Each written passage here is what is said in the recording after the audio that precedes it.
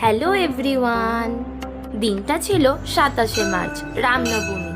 আর আমরা সকলে মিলে চলে গিয়েছিলাম আমাদের গ্রামের বাড়িতে।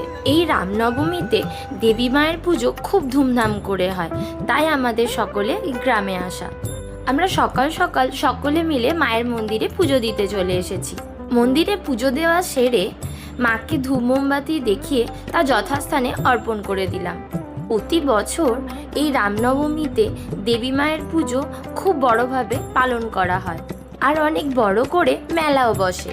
আমরা পুজো দেওয়া কমপ্লিট করে চলে এসেছি আমাদের গ্রামের বাড়িতে। এই হলো আমাদের কয়রাপুরের গ্রামের বাড়ি। সন্ধেবেলা আমরা সকলে রেডি হয়ে বেরিয়ে পড়েছি।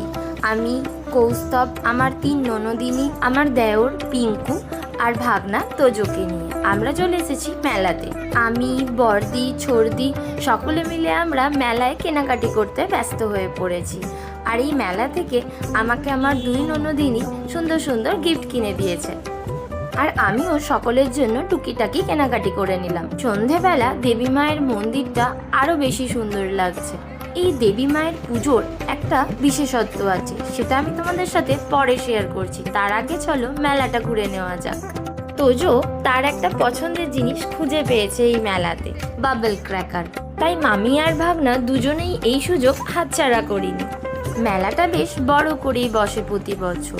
অনেক মেলা ঘোরা হয়েছে, এবার আমাদের সকলের কিছু খাওয়া দাওয়া করতে হবে, তো সেটা নিয়েই প্ল্যানিং চলছিল।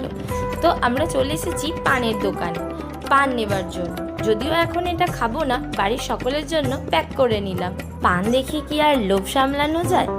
এরপর আমরা সকলে মিলে গিয়েছিলাম ফুচকা খেতে, আর তারপর আইসক্রিম। এরপর খাওয়া দাওয়া কমপ্লিট করে আমরা সকলে মিলে বাড়ি ফিরে এলাম। মেলা থেকে ফিরে এখানে বসে গেছে আমাদের জমজমাটি আড্ডা।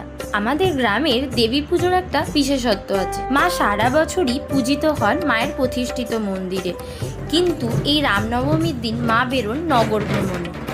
বছরের এই একটি দিন মা দোলায় চড়ে আসেন ভক্তদের কাছে।